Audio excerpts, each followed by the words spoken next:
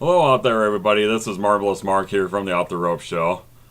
And if you're wondering why I didn't do an ROH review last week for April 21st, well, because it was just the Road Rage edition, and all it did was talk about Day 2 of the Showdown, the Sun pay-per-view. But if you want a quick review of it, I can just tell you that they showed that the Briscoes beat Wrestling's Greatest Tag Team to retain the ROH Tag Team titles. And also, Jay Lethal went up against Roderick Strong in that Blind Destiny Challenge match. And Roderick Strong is your new ROH World TV Champion thanks to the interference of Tommaso Ciampa. And with all that being said, let's dive into the ROH TV show for April 28th, 2012. And that would lead into a proving ground match between the Briscoes and Caprice Coleman and Cedric Alexander. And we had this match a few weeks ago, if you remember, on ROH TV. The Briscoes did win that match, but a lot different story this time, as towards the end of the match, Hassan Benjamin would come out from the back when Jay Briscoe was on the outside of the ring. And Jay Briscoe got punted between the goalposts one more time. And I'm guessing Papa Briscoe's probably not going to like that, because probably no grandkids for him, at least for the foreseeable future. But Coleman and Alexander win the match after a top rope Frankensteiner and a splash off the ropes, which means that they get a World Tag Team title shot somewhere down the road. And actually, this segment actually tied in well to the Border Wars pay-per-view on May 12th, and it's really one of the matches I'm looking forward to seeing on the pay-per-view if I even get it. But at least it set it up well. And then you have a backstage segment with the Embassy Limited and the House of Truth. We're in the money. We're in the money. Well, it seems like there's been a talent exchange, actually, between the Embassy Limited and the House of Truth, because Rhino, the man beast Rhino, is now part of the House of Truth and Truth Martini.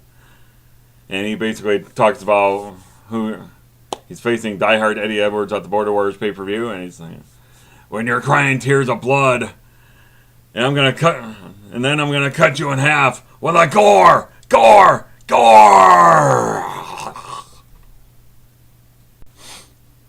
Which then led into the television debut on ROH TV of the Man Beast Rhino along with Truth Martini against Vinny Marseglia. Well, I'll tell you what. For somebody that's supposed to be a heel, Rhino got a great ovation. I mean, I don't know if it's just because the ROH crowd, they know who he is and whatnot, but and if you notice something about ROH fans, it's like the ROH talent roster itself, you almost don't know who's a heel and who's a face, because it seems like almost everybody gets cheered at one point or another. I'm just saying here, but I think they should be able to. They should do a better job at distinguishing who's a heel and who's a face and whatnot. But anyway, I got a 3-word review for this match. Gore! Gore! Gore! And that, Vince McMahon, is how you do a squash match. I know they're kind of doing that with Ryback on WWE television and that kind of thing, but it's really a shame that they don't have more squash matches, because when you're bringing in somebody new to the company and you're trying to build them up, that was the old way that you would try to get somebody over by having them squash people in 30 seconds. It's kind of like in the old days when you had Magnum TA on World Championship Wrestling, and he'd beat somebody in like 30 seconds to a minute with a belly-to-belly suplex. That's how you build up a character. Okay, then you come up to a really good in-ring segment with Hermie and Jim Cornette are in the ring, and then wrestling's worst nightmare, Kevin Steen, along with Jimmy Jacobs, come out to the ring. Steen's out with a Canadian flag, and he's talking about how Jim Cornette is fat, and he's looking for Davey Rich. He's just calling him out, and he's looking over at Cornette saying, it's not shoved up your ass. And then, and then Richards comes to the ring along with security because I don't know if they're just expecting to pull apart or whatever, but anyway, he comes out with an American flag, which he says is number one anyway. So what's the difference?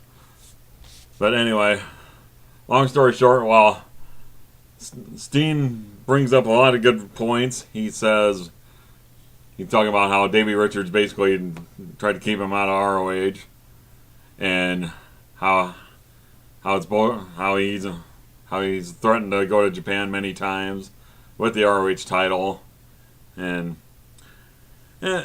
basically, and like I said, this was a great segment.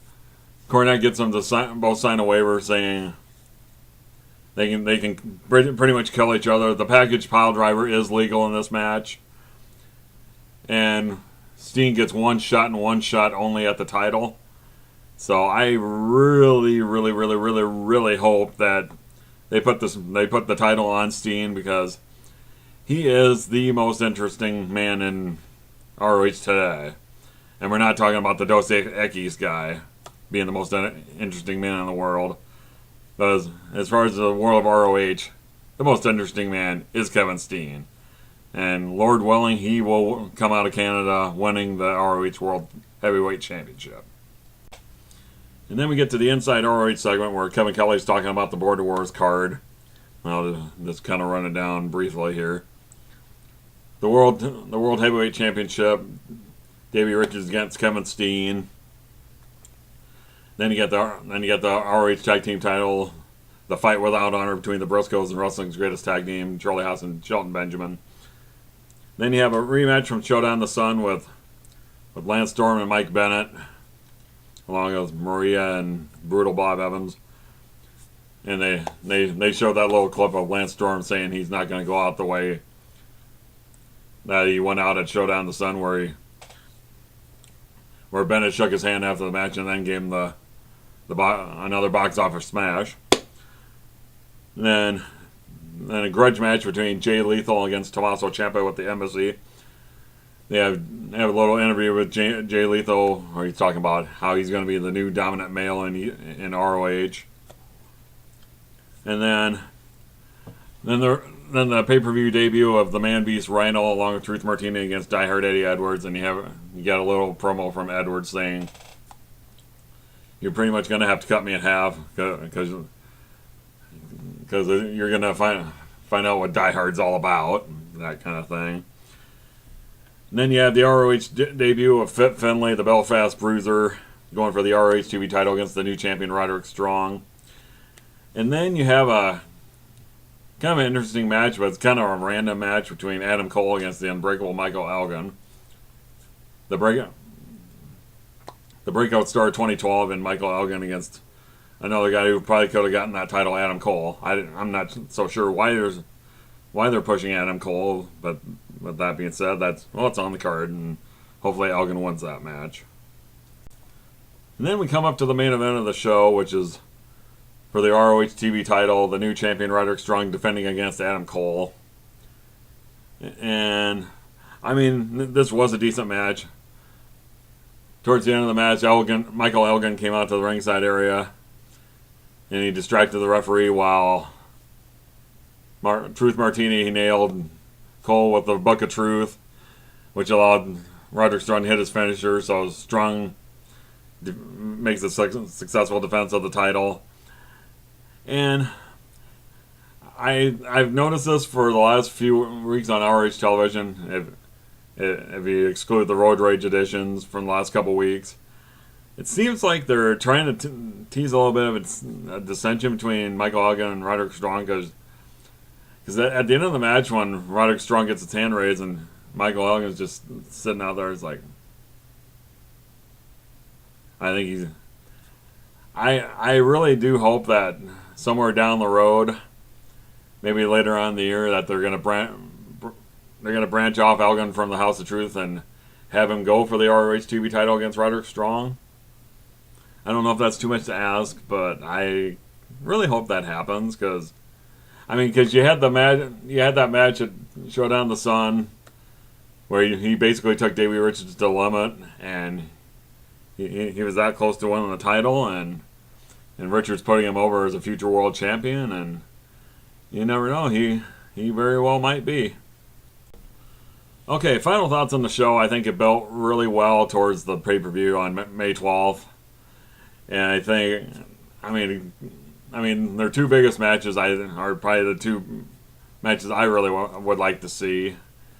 The fight without honor between Haas and Benjamin and the Briscoes, and then the World Heavyweight Championship match between Kevin Steen and Davey Richards. And like I said, Davey Richards is one of the most boring world champions I've ever seen in my life. And I think it would be foolish for ROH to keep the title on him after May 12th. Kevin Steen is going to be so over in Canada, it's not even freaking funny. And I think Davey Richards he's going to feel like John Cena in this match. Like especially in 2006 when he fought Rob Van Dam for the WWE title in the Hammerstein Ballroom at the ECW One Night Stand pay-per-view, where he just got the shit boot out of him. And I think we're going to see a lot of that in that match too. And God, I really hope Steen wins. Anyway, this is Marvelous Mark signing off from the Off the Rope show for your ROH review this week. Subscribe up above if you haven't already. Leave your comments down below. And I am signing off for now. Goodbye.